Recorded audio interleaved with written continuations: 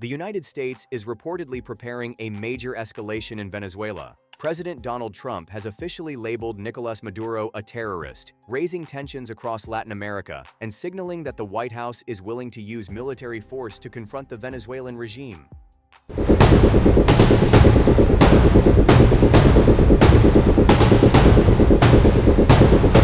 But what does this terror designation really mean? Why now? And how could it reshape the balance of power in the Western Hemisphere? Could this trigger a US-Venezuela confrontation? And what role will global powers play in the unfolding crisis? Before we break it all down, hit subscribe for real-time updates on global conflicts, US foreign policy, and critical geopolitical developments. Why Trump labeled Maduro a terrorist? The Trump administration's decision to designate Nicolas Maduro as a terrorist stems from a combination of criminal accusations, national security concerns, and geopolitical strategy. U.S. officials argue that Maduro is the head of the so-called Cartel de los Soles, a network accused of trafficking cocaine and other illicit drugs into the United States. Over the past decade, Washington has blamed Maduro's inner circle for allowing the shipment of thousands of tons of narcotics that have fueled addiction and violence across American cities. Beyond narcotics, the U.S. claims that Maduro's regime engages in corruption, human rights violations, and systemic oppression, making the Venezuelan president and his top officials a direct threat to U.S. interests. Trump and his administration have framed this designation as a necessary move to stop drugs from entering the country, bring responsible parties to justice, and signal that Washington will hold foreign leaders accountable for criminal activity. Experts say this is also a politically symbolic move. By labeling Maduro a terrorist, the U.S. signals that it views Venezuela not simply as a struggling democracy or a failing state, but as a criminal regime posing a transnational threat. For Maduro, the designation is a provocation, one that he has repeatedly dismissed, accusing the United States of attempting to oust him from power. What the terror designation legally allows the U.S. to do. The terrorist designation is not just symbolic. It comes with significant legal and operational implications. Under U.S. law, this designation allows Washington to freeze Venezuelan assets, target Maduro and his associates with sanctions, and criminalize any interaction between Americans and designated entities. Critically, it opens the door for military, intelligence, and paramilitary operations that might have otherwise faced legal hurdles. According to Pentagon sources, the designation permits the U.S. to consider strikes on infrastructure, financial networks, and potentially even the leadership of Venezuela. Covert operations, intelligence-gathering missions, and cyber attacks could now be carried out with fewer restrictions. In addition, U.S. law enforcement agencies gain enhanced authority to pursue prosecutions abroad, while financial institutions are legally required to cut off transactions linked to Maduro or the Cartel de los Soles. Officials have also indicated that the designation serves as leverage for diplomacy. While military options are being prepared, the administration has expressed willingness to engage in negotiations if Maduro is willing to dismantle drug networks or enter meaningful discussions. Yet the primary message is clear. Washington now sees Maduro as an outlaw with all the consequences that entails. Venezuela's military capabilities. Despite the U.S. rhetoric, Venezuela's military remains underfunded, poorly equipped, and strained by years of economic collapse. Low wages, lack of training, and deteriorating equipment have crippled operational effectiveness. Reports indicate that many units cannot even sustain basic supplies, relying on civilian suppliers for food, fuel, and ammunition. However, the Venezuelan military is not entirely powerless. Maduro has cultivated loyalty among elite units and high-ranking officers, offering incentives and political patronage to ensure support. Additionally, decades of planning for asymmetric and guerrilla-style warfare mean that Venezuela could mount a protracted defense even against a technologically superior U.S. military. Small units are reportedly positioned in more than 280 locations nationwide, capable of sabotage, ambushes, and urban warfare, which could make any occupation costly and complicated. Experts suggest that while conventional battles with U.S. forces would likely be disastrous for Venezuela, These asymmetric tactics could significantly slow operations, inflict casualties, and create international controversy over civilian safety. Potential U.S. military actions.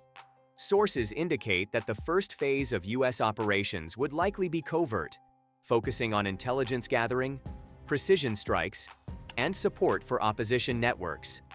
The Gerald R. Ford Aircraft Carrier Strike Group, accompanied by at least 7 warships, a nuclear submarine, and F-35 aircraft, is already stationed in the Caribbean, highlighting that Washington is prepared for a range of contingencies. Past operations have included counter-narcotics strikes against alleged drug shipments, but the firepower currently deployed far exceeds what is necessary for these missions alone. Analysts suggest possible actions could include targeted drone strikes, sabotage of Venezuelan communications or logistics networks, and the mobilization of opposition-aligned paramilitary units within the country. In extreme scenarios, the U.S. could attempt to remove Maduro from power, though this carries significant risks of civilian casualties and regional escalation. U.S. military planners are reportedly considering both rapid surgical strikes and longer-term strategies to destabilize Maduro's control, potentially creating conditions for internal political change. Any action, however, will need to carefully navigate international law, humanitarian concerns, and the potential for escalation involving other global powers. How Russia, China, and Cuba factor in. Venezuela is far from isolated. Russia has supplied military advisors, limited hardware, and strategic counsel to Maduro's government. China holds substantial financial stakes in Venezuela, particularly in the oil sector, giving Beijing a vested interest in maintaining stability or ensuring influence over any post-crisis reconstruction. Cuba provides extensive intelligence and military support, embedding advisors across key sectors and helping coordinate defensive strategies. While these allies are unlikely to send combat troops directly into a U.S.-Venezuela conflict, their presence complicates the scenario. Russian and Chinese condemnation could result in diplomatic pushback, sanctions countermeasures, or increased tension in international forums. Cuban advisors may enhance Venezuela's resistance capabilities, particularly in asymmetric and guerrilla operations, further complicating U.S. plans. Analysts warn that even limited U.S. action risks provoking a broader geopolitical standoff, making timing and strategy critical. Regional fallout: Brazil, Colombia, and the Caribbean. A potential U.S. military operation in Venezuela would reverberate across the region. Colombia and Brazil, as neighboring countries, could face an influx of refugees, increased cross-border violence, and pressure to take sides in the conflict. Caribbean nations may experience spillover from military operations, such as airspace violations or maritime incidents. Economically, Venezuela's instability could disrupt trade routes and energy supply chains, affecting oil markets across the hemisphere. Diplomatically, Latin American governments will face a delicate balancing act between supporting Washington's anti-drug and anti-terrorism initiatives and avoiding domestic criticism for being complicit in foreign military action. Some countries may push for negotiations, while others could strengthen ties with Venezuela in defiance of U.S. pressure. Humanitarian organizations warn that escalation could exacerbate the ongoing crisis in Venezuela, already marked by poverty, food scarcity, and political repression.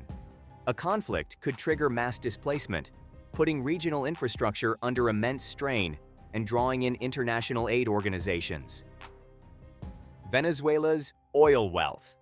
Venezuela holds the world's largest proven oil reserves, a key factor in the strategic calculations of all parties involved. Oil revenues are central to Maduro's ability to sustain his military and political apparatus, and Washington is aware that controlling or disrupting these resources could shift the balance of power. Any U.S. action targeting oil infrastructure would have global consequences, potentially driving up oil prices and affecting markets from North America to Europe and Asia. For Maduro, oil wealth remains a lifeline, enabling him to maintain the loyalty of key factions and fund resistance operations. The geopolitical stakes of Venezuela's energy resources mean that any military move is not only about local or regional dominance, but also about global energy security and international economic stability. The situation in Venezuela remains fluid and dangerous. With the U.S. preparing both covert and overt operations, Maduro entrenched in power, and global powers watching closely, the coming weeks could define the region's stability for years to come. As tensions rise, Latin America could face unprecedented political, economic, and humanitarian challenges. If you want to stay ahead of this developing story and understand the full implications of U.S.-Venezuela relations, make sure to like, subscribe, and turn on notifications. Share this video to keep friends and family informed about one of the most critical international crises unfolding right now.